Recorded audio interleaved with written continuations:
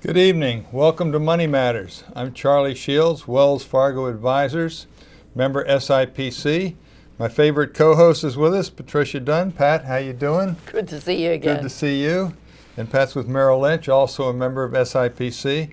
And it's going to be a really great show. Mark Mulholland, terrific money manager, Matthew 25 with a great track record. Thanks for being here, Mark. Thanks, how you doing? Thanks, Pat. How you doing? Good. Good. All right.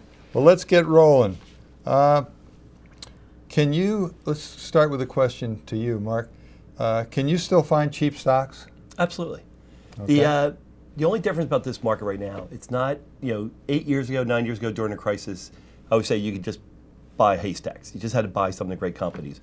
You can still make money in companies, but now you have to do a little more looking for needles in the haystack. They are out there. I'm very bullish. I'm finding things to buy. I actually have 2 new holdings in our fund. And for me, because I don't trade a lot, that's a pretty big increase. So, where we are in a year. Yeah. So now they're out there. Just got to do some work. Well, then that begs the question: is it time to be index investing or time to be doing individual money management? I mean, I kind of like indexing just to kind of get the real players out of the market. People who are really doing the stock picking and so forth. But no, indexing will do okay. I mean, they really will, because I think we're talking a little bit before the show. I think we're going into the period very similar to the 80s. There's going to be a lot of upside to the market. But I really do think anyone who really does the legwork and does some research is crazy. Some of the ideas you can find out there and how much money you can make. Mm-hmm. So. I want to remind our viewers and listeners, don't make any timing of the market decisions based on our show, because it's not aired the night that we tape it. Also, we're not attorneys, we're not accountants. We're here to talk about stocks, but we are not giving you any legal advice or any accounting advice. So having said that, I know you generally like to be fully invested. Do you have any cash right now? No. No, I mean, personally I have a little bit. Yeah. And the only reason I have any cash personally is that we were, my wife and I were buying some real estate, and I'm having trouble finding things, so that's going to be my money to go into the market if it corrects it all. But I just sent a check today into the fund to purchase nothing new, just in a day where I went to get some more money in. It's a great time to invest. Okay. Well, then, given that, since you bought some real estate, what do you think about the housing stocks? And I love it. Actually, 2 of our big, like in the fund, it's not our biggest holding combined. It's about a little close to 7.5%. But I own Cal Atlantic, which was a merger of 2 companies, which I love. And but I actually started last year and have a pretty good position in Toll Brothers, which is a local company. I think Toll Brothers is very attractive, partly because they sell all their homes generally on average in the 700,000 range. There's no financing, and yet they've been having great numbers. Wait till banks start lending again, into that, into the mortgage market and getting back in, which I think is going to come. I think Toll Brothers is going to do great. So, I think one thing that helped them, the jumbo loans used to have a higher rate, and now you can get a jumbo loan for basically the same interest rate that you can get a regular loan. And the people wanting to refinance had tailed off and all that. They say, oh, I missed the window because it could have gotten 3 5/8. And now we're up above 4.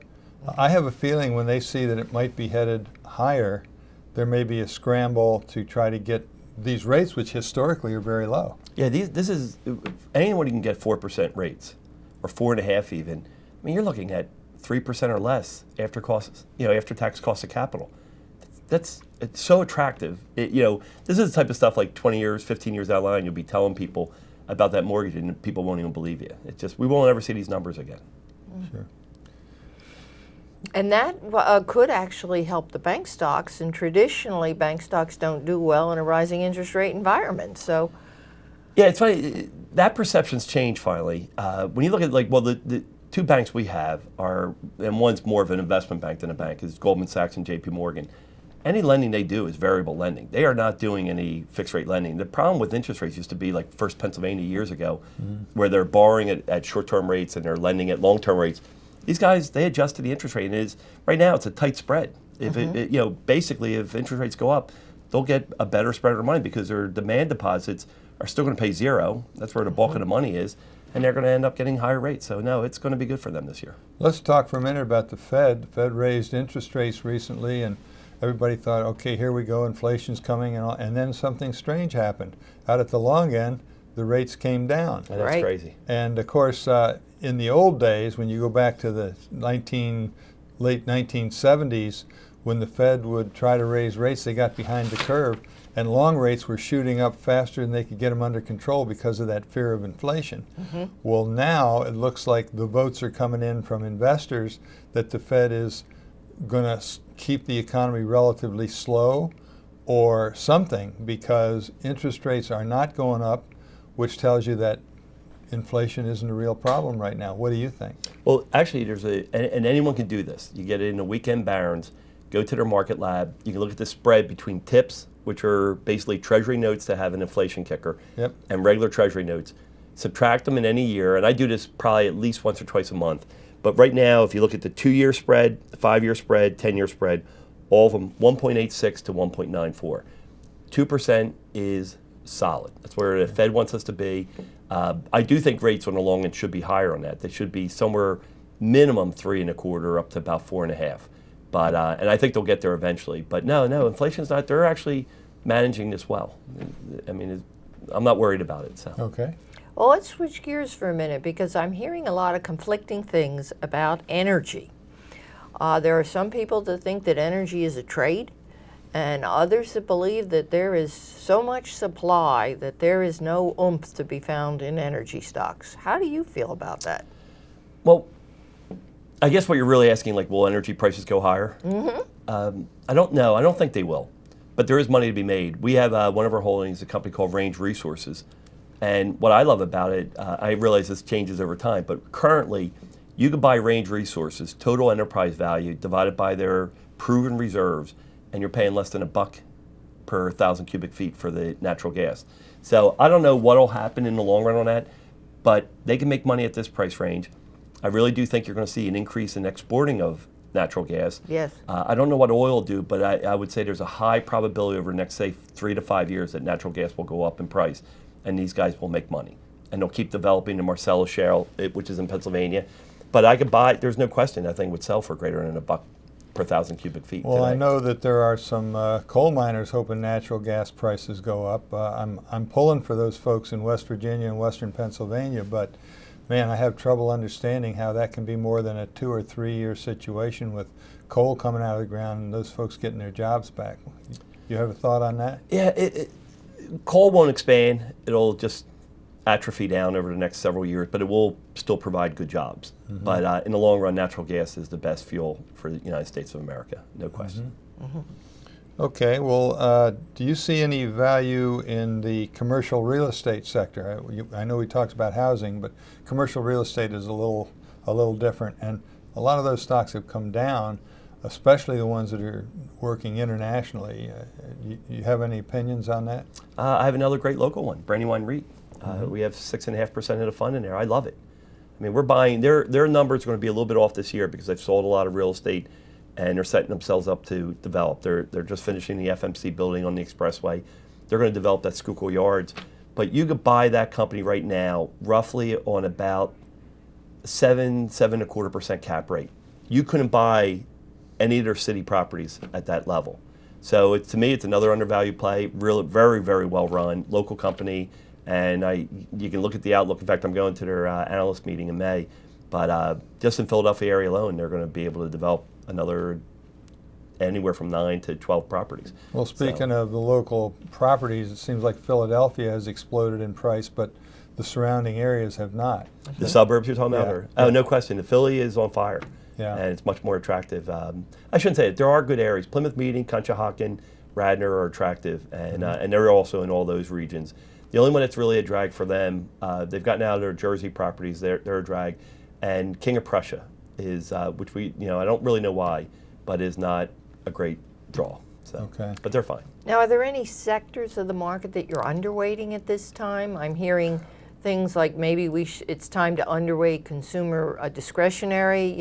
What are your feelings on this? That's a tough one for me. I don't work that way. I always tell people there's more industries I'm not in than I'm in. I'm not a sector, and I'm not a hedge fund. I only have 19 holdings. Okay. So I'm not going to be, and if you look at the SIC breakout, there's close to 40 categories. So I'm not even in half of them. But no, I think maybe, just generally thinking the dividend, the people who were paying up for a lot of these consumer companies that were high dividend. Dividends are nice, but I would think I've seen some excess in there, but I don't really I don't work that way. I just know the stuff I have, I'm attracted to. So. I would agree. It's where people have gone for cash flow Okay. because interest rates were so low. They went to dividends. Okay. And those stocks have been run up. I'll tell you why I think that area might be overpriced. I had 2 different people approach me about starting funds specifically in that dividend growth type of situations, and they were both private money managers. They were doing well in that sector, and they were really there. It was coincidence, but they were by different people came to me and they were like, "Well, we're thinking of doing a fund that does that."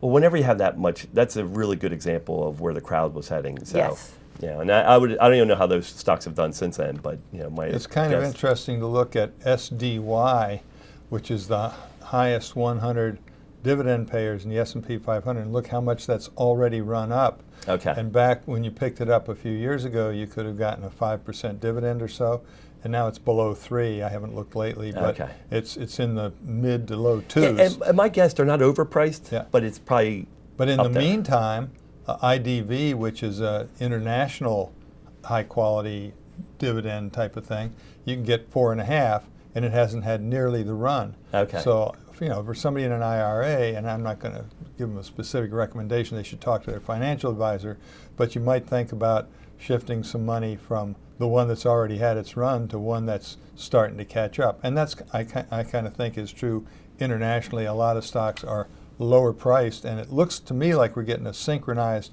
worldwide recovery, which will continue to help the U.S., right? Yeah, there's a great, David Tepper is a great money manager, and I'm not great on international. I don't study it at all. Right. But he had made a line that I thought was very powerful, that this is, well, 2 things he said I thought were key.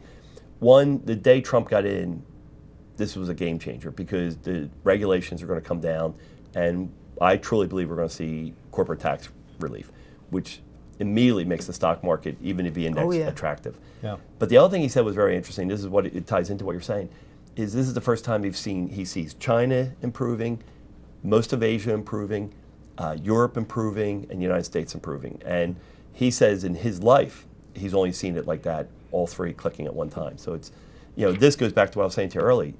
I think we're going to see a greater period than we saw in the 80s. And that's part of it why. It's just going to be widespread. Okay. So. Wonderful. Okay, do you want to drill down on a couple of the stocks? You mentioned there's a couple you like. And also, before we go, I want to make sure you discuss your very interesting annual report, okay? Okay. Well, the one thing, I like a lot of our companies. I have one and it's a big holding. I have about 8% of the fund in it, but it's probably more political than I typically would like to do.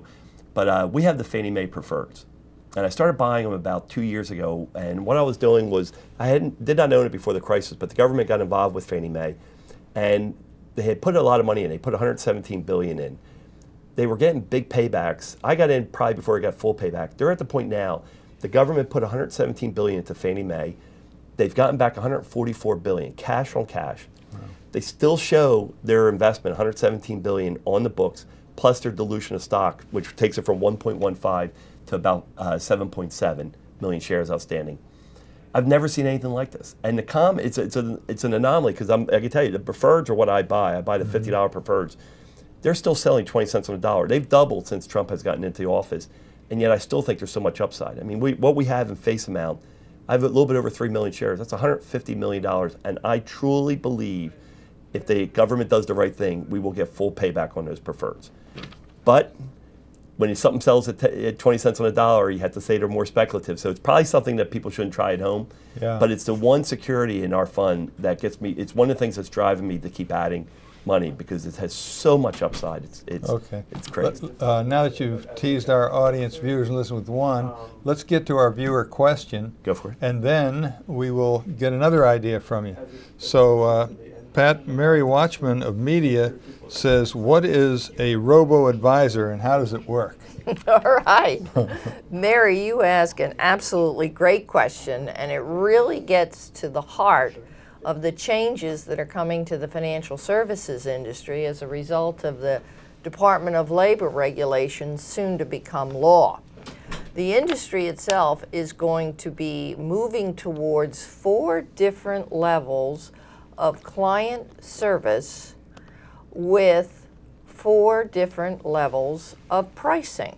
So a lot of clarity is coming into the industry. But very simply, the Robo Advising fits on level 2. Level 1 is the traditional do-it-yourself. You and the computer, and your success or your failure is totally dependent upon your own skill, and the cost of that is essentially zero. The next level up is Robo Advising, and it's still the investor and the computer, but with a twist. In this case, the investor is given a questionnaire, and based on the answers that the investor provides to the questionnaire, the computer will, quote, guide you to an asset allocation and to specific investments. Many people refer to this as automated investing. And the cost of this, on average, is about 0.45%, or a little bit less than 0.5% per year. It's a step up from being left to your own devices, and it gives you automated advice. Now, levels 3 and level 4 is where there will be human beings involved in the transaction. And the first one, level 3, is at a generic level. And then finally, where Charlie and I fit on the spectrum, is the 4th level, and that's personalized. And of course, as you go up the ladder of the 4 levels, each one gets more and more comprehensive. So robo-advising is something you're going to hear more about. And for those who do their own thing and haven't been real happy with their success or failure, they might want to consider robo-investing next. Pat, you always give a very thorough and informative response, and I know that our viewers and listeners appreciate the work you went to get that answer. So if you have a question, we're going to put it up on our screen to show you how you can get in touch and get an excellent answer and excellent research. You can have your questions answered on Money Matters. Please go to our website, money-matterstv.com. On our homepage, click on the banner on the right that says, Send us your questions. While you're on our website, you can find information about our host and guests, as well as show notes and links about this show and past shows. Money Matters is also available as a podcast on iTunes and Stitcher, so you can listen to Money Matters while you're on the go. That website address, again, is money, M-O-N-E-Y, -matters, M-A-T-T-E-R-S, TV.com.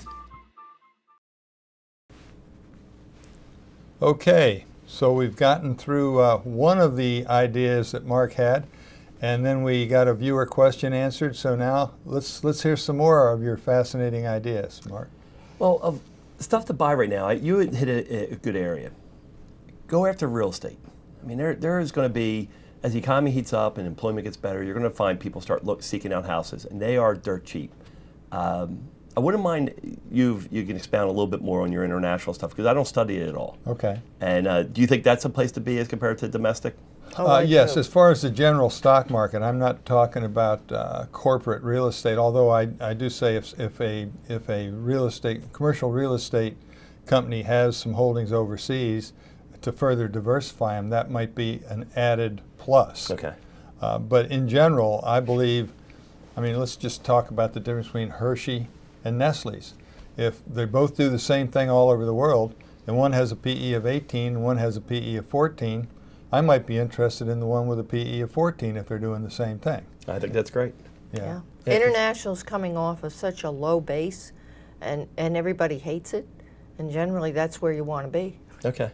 Yeah, I look over it. I don't do any foreign stocks unless they follow ADRs, but a lot of them, they even list here. They don't really follow the 10Ks and the 10Qs, which in our system is easy to follow and keep up on companies. So that's right. That's a struggle for me. But the thing I would just try to tell people is, one of the big things right now is when you look at the market, and I know once again we have to watch our dates, but we're looking at good growth in earnings, and there's really like 3 things that drive the market. It's growth, value, and momentum. Momentum looks good. Growth is definitely coming in earnings without question. And then if you look at like the big bonus we're going to get, we're right now roughly about 18 times this year's earnings. If the government, if what they're pushing, the president right now, puts in the tax cuts, I don't know if they'll be 15 or it'll be 20, but if they get either of those range in, we're somewhere between 14.5 and 16 times earnings. That type of value in that type of market, it's worth it. If we don't get it and delays for a year, use that as an opportunity to try to buy more. Historically, there's been a problem where trickle-down economics hasn't been given enough time to work. The pendulum swings pretty quickly in the big picture in Washington between Democrats and Republicans. And I don't want to get into who's hoping that the economy won't do well so they can get reelected, and who hopes everybody prospers and we can get the government out of our hair to a great extent. But at any rate, that's the situation. So do you think this time the tax cuts will have enough time to really bite in there and start to eat into the deficits, and we'll be able to get away with $20 trillion well, deficits the earlier and they tax get them cuts? in, the better. Yeah. But yeah, we'll get at least 4 years from this cycle, and it could be, I still believe this, if we get an 8-year cycle from this administration right now, we are going to see a period better than the 80s. If it doesn't happen, then, game changes again. Okay, sure. Well, I hope you're right, because the 80s were wonderful. Okay, so you had talked about one stock you liked, and if you, I was kind of curious, you mentioned Goldman Sachs, and of course that's a political animal too, because all these guys troop from Goldman Sachs into Washington, but tell me why you still like that stock. 20% over book value, 10 times earnings, still earning 12% on capital. The chairman of the company has $560 million worth of the stock, can't sell a big chunk of it for several years. They are going to crank this company up. It's been pent up. It's rallied great since the election. Mm-hmm. But, I have 10% of the fund in there, and if I could legally buy more, I would. It's a great company. Okay, that's a good answer. You got another idea. You said you just made 2 recent purchases. You may not want to talk about those unless you're through buying. Yeah, I really can't, because I am still buying them and stuff like that. But the only reason I bring it up is because there are ideas out there. And I'm not talking about like things I'm forced to buy. I'm ecstatic to buy these. Okay. And if anything, it's tough. I like our portfolio, so I have trouble selling to buy into it. So, I'm hoping money will start coming in, and I hope people get, before the prices get too far away from me. But no, you got to do some legwork, but there are great investments out there today. All right. And just going back to Washington, D.C. for a minute, it sounds like you feel like that's down in the noise. You're looking at your stocks and figuring how cheap they are. And whatever's happening in Washington, of this health care plan didn't get through, or that tax cut may have trouble, you feel like that'll work itself out, and you don't really focus on Washington? You're not reading the Wall Street Journal to see what's happening in Washington? No, I've actually gone cold turkey on the news from Wall Street, or from Washington. I know how it's going to play out. I know it's going to be rocky. I know there'll be ups and downs. But the trend is very, very strong. We are going to see less regulation. We're going to see tax advantages. We are going to see an environment that's going to be very favorable for business. And if we get the tax cuts, if we don't get the tax cuts, the market's probably reasonably priced. If we get tax cuts, it's cheap. I love that combo. So. Okay. It sounds to me like the environment you're talking about might be good for commodity stocks. Do you have any money invested in commodities, or long-term growth in the housing market or the infrastructure, that type of thing? No, the infrastructure I do. We have one of our holdings that I love is Boardwalk Pipeline, but that ties into the natural gas theme. So I expect to make a lot of money in that company. They're really, really developing their projects into taking this gas from what's developing in Pennsylvania, Ohio, and bringing it down, believe it or not, to the Texas area and southern parts of the states, partly for use, but also partly for LNG.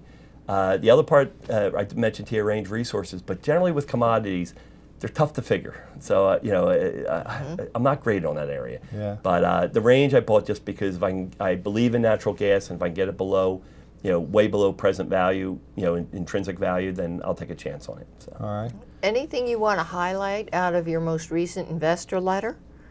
The only thing I did, I was mentioning to Charlie before, I just took some shots at passive investing, and you can get our letter by going on our website for the Matthew 25 Fund and read it. And I don't really question passive investing indexing. It's as I say in my letter, it's the only way that you can bring capitalism to the masses.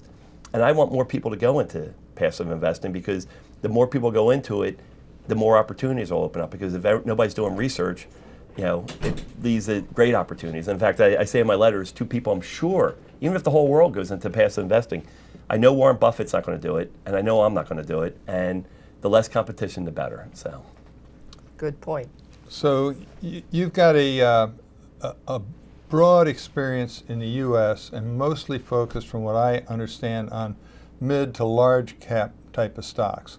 But do you look and see what's the float and all those type of things, or are you willing, if you see a small cap stock that looks really interesting, will you go into that type of a stock? Yeah, absolutely. I was looking down. actually have a couple small caps. I have a couple micro caps even, if you want to throw them in there. Actually, one of them is one of the new companies I'm buying. Okay. But it's I'm cap neutral. But I can tell you, my guess is we'll have less large cap over the next 3 to 5 years than we do now. And it's, I think I'll have more mid and small cap, because that's where you're going to have to start looking for needles in the haystack. But and it's funny, we're completely flexible. I'm a multi-cap fund. I'm neutral to it. We were more mid and small cap from 1998 up until about 2006.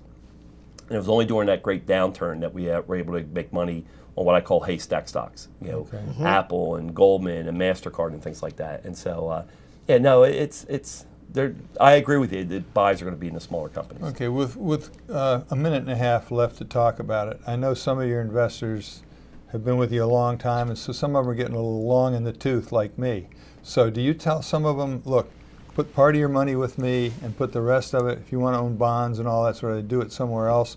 Or do you figure it's up to them to figure out? Yeah, I don't do any financial planning or one-on-ones with customers. I mean, I do a little bit with family and friends. And this is what I tell them all the time. There's 5 investments when you have free cash or free money. It's cash, stocks, bonds, real estate, private business. The 3 things that create wealth are real estate, stocks, and private business. And I wouldn't, and there are times you can say balance it. I wouldn't put much in bonds at all unless it's really short and tax-free. And cash, you just leave in cash just for opportunity money and what you need. Sure. But no, you want real estate and stocks you want to load up on.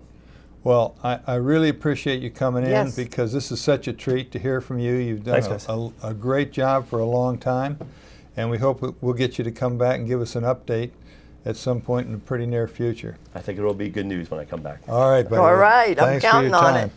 Okay, next week we're going to have Ryan J. Udell, the co-chair of Corporate and Securities Group, White & Williams, and he's a combination of an attorney and an entrepreneur, so that should be pretty interesting.